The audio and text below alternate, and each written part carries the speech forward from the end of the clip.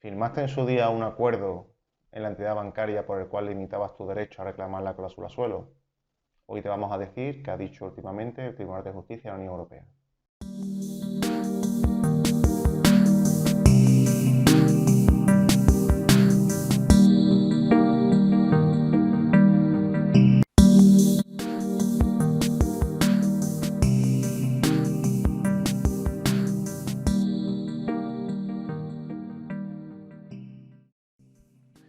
Hola, ¿qué tal? Muy buenas. Soy José Luis Gamero, director del despacho Gamero Abogados y socio de la firma Juris Reclama. Y hoy vamos a hablaros de la sentencia de 9 de julio de 2020 del Tribunal de Justicia de la Unión Europea, en la cual examina un caso en el cual el consumidor firmó una novación. En el presente caso, el Tribunal de Justicia de la Unión Europea analiza un caso que en concreto, para poneros un poquito en antecedentes de hecho, es un consumidor que adquirió una vivienda mediante una compraventa con subrogación, es decir, la compró y la pagó quedándose con el préstamo hipotecario que existía sobre la misma, y que posteriormente hizo una novación o modificó en concreto la cláusula suelo, en la cual el banco también puso una cláusula de renuncia a posibles o a futuras acciones judiciales al respecto. Pues bien, este consumidor procedió a interponer una demanda solicitando la nulidad tanto de la cláusula suelo originaria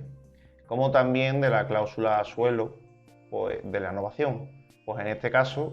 en la novación lo que se implicaba era una reducción de esa cláusula suelo. Así como ya también el Tribunal de Justicia, o en este caso el Juzgado de Primera Instancia e Instrucción número 3 de Teruel, que fue el que examinó y cuyo juez solicitó cuestión prejudicial ante el Tribunal de Justicia de la Unión Europea, el que también incluyó la cláusula de renuncia a posibles o a futuras acciones judiciales sobre estas cláusulas. En este caso, el Juzgado de Primera Instancia e Instrucción número 3 de Teruel, su juez, elevó 5 preguntas al Tribunal de Justicia de la Unión Europea a fin de que fueran resueltas.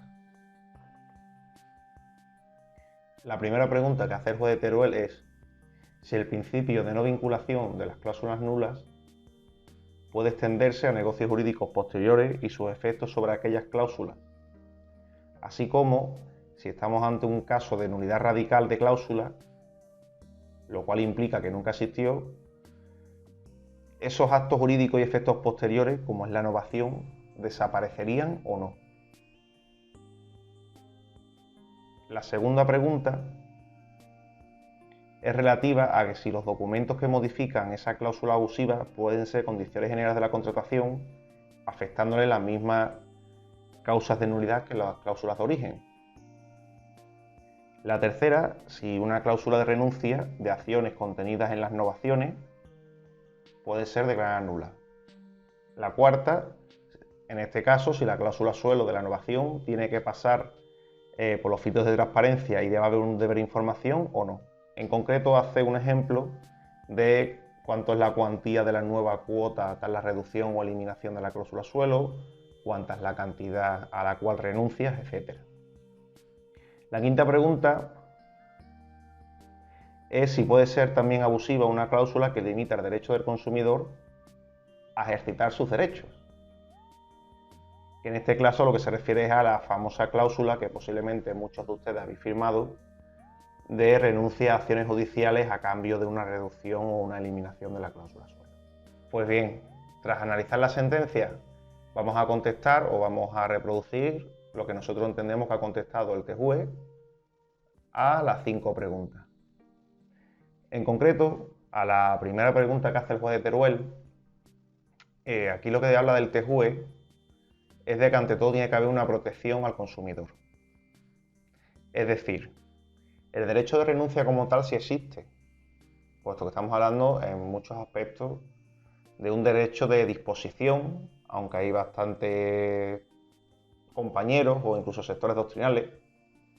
que no están de acuerdo con ello, que hablan de que el derecho de los consumidores son unos derechos inalienables o unos derechos indisponibles. Para que os haga una asimilación, es como un derecho indisponible, así de andar por casa, es el derecho de alimento, que tiene un progenitor respecto de su hijo, cuando éste no es independiente económicamente y no ha caído en ninguna de las causas que pueden implicar que no tenga derecho a esa pensión de alimentos. En este caso, lo que habla es que toda renuncia es posible siempre y cuando el consumidor tenga pleno conocimiento de lo que renuncia. Y cuando se habla de pleno conocimiento, no es que diga, aunque sea de su puño y letra, aunque de esto ya hablaremos posteriormente, que sabe que renuncia a todo lo que tenga que conseguir en caso de que se declare abusiva la cláusula suelo en un juzgado, sino que tiene que saber a cuánta cantidad exacta renuncia, a cuántos intereses, cómo se quedaría su nueva cuota, cómo quedaría una cuota futura. Incluso podemos hablar hasta de las proyecciones, unas simulaciones de los cuadros de amortización. En relación a la segunda de las preguntas, el TJUE lo que habla es que el juez nacional tiene obligación de comprobar que existe esa transparencia y existe esa negociación y esa comprensión por parte del consumidor, y que no se puede valer solamente por el hecho de que haya pactado algún tipo de acuerdo a ciegas. Es decir, tiene que tener todos los requisitos, esa novación, ese acuerdo en el cual renuncias a cambio de que te eliminen la cláusula suelo o te la reduzcan, tiene que tener todas las condiciones de transparencia, todas las obligaciones y los deberes exigibles como si fuera una escritura primaria, es decir, como si fuera la primera escritura de hipoteca que firmaras. Incluso, para mucho que vayas a ver este vídeo, esto va a resultar interesante, porque en el caso que analiza el TJUE, es un caso en el cual el consumidor firmó de puño y letra o escribió de puño y letra su renuncia. En este caso el TJUE va más allá y dice que da igual que haya firmado o haya escrito con su puño y letra, que aquí lo fundamental es que tenga esa comprensión, no que lo que haga es simplemente escribir lo que le dice el director del banco o lo que le dice el empleado de la banca. En la cuarta pregunta, y no es que me haya pasado la tercera, sino que el TJUE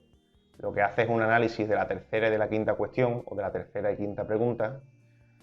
la cual, al igual que yo, voy a hacer conjuntamente, que es la relativa a que si esa cláusula de la innovación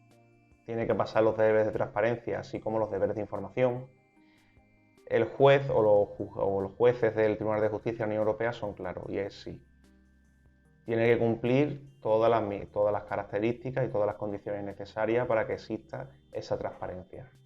¿En qué sentido? En el sentido de que ese acuerdo se le tuvo que dar con anterioridad a su firma, y cuando digo esto es porque en este mismo despacho tenemos varios casos de clientes a los que ni siquiera les dejaron sacar o no les querían dejar sacar esos acuerdos de la entidad bancaria. O bien que incluso los llamaron y, aprovechando que iban a hacer otra gestión, les pidieron que se acercaran y le ofrecieron ese acuerdo. Siempre bajo prerrogativas de una bajada de la cuota y de evitar problemas. Igualmente, también dicen que es importante que venga redactado de una forma clara. ¿Por qué? Porque muchas veces, aunque suene gracioso, la utilización o la forma de expresión que utilizan las entidades bancarias para no decir cláusula suelo es bastante ingeniosa. Podemos ir desde algo básico como cláusulas limitativas, como que te pongan cláusulas objetos de controversias futuras en relación a la variabilidad del tipo de interés, que esto me lo he tenido que aprender de corrido, así que como veis puede ser bastante lioso la forma en la que se expresan qué cláusulas o a qué cláusula se está refiriendo el acuerdo y su connotación, pues estoy seguro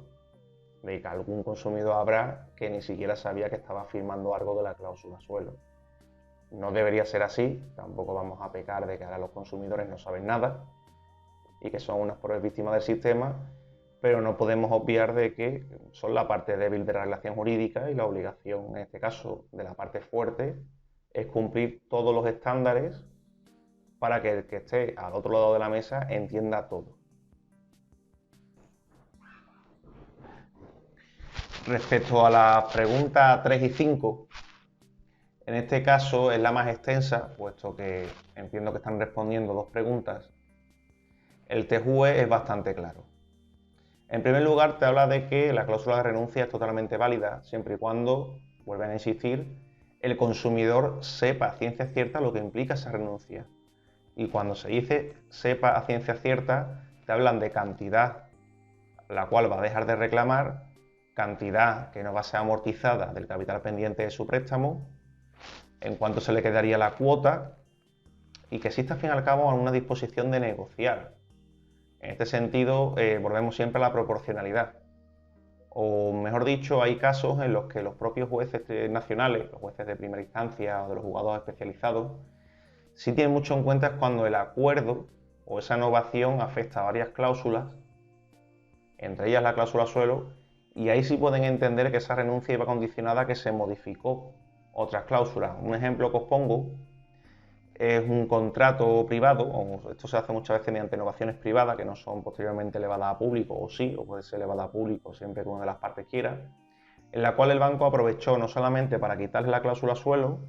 sino también para modificarle uno relativo a unos plazos de carencia, en caso de que no pudiera abonar la cuota, así como la cláusula de vencimiento anticipado y la de intereses de demora, para ajustarla a la normativa actual. Igualmente, respecto a la famosa cláusula de renuncia, y esta es una cláusula que particularmente a mí me afecta mucho, es una cláusula que en concreto no me gusta nada, deja claro que no. Se puede interpretar, yo estoy seguro, que un abogado de banca o los directores jurídicos y asesores jurídicos de la banca podrán recriminármelo y podrán decirme, pero yo entiendo en el trasfondo que te habla de que toda limitación al derecho a la tutela judicial efectiva debe ser abusivo.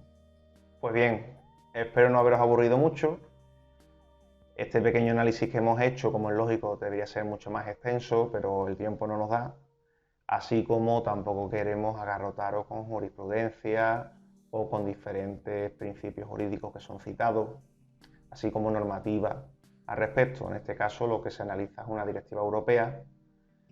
y desde luego no es nuestra intención que la sepáis, aunque si tenéis dudas, algo que nos comprometemos es que al final de este vídeo pondremos, junto con nuestros datos de contacto, la directiva y los artículos a los cuales nos referimos, o se refiere, mejor dicho, el Tribunal de Justicia de la Unión Europea, por si a alguno le pica la curiosidad. Igualmente, si os metéis en Facebook, podéis descargar esta sentencia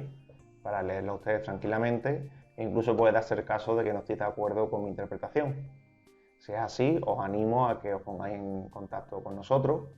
pues nos encanta el debate siempre que sea constructivo. Muchísimas gracias por estar con nosotros otra semana más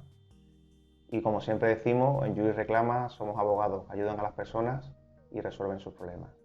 Muchísimas gracias.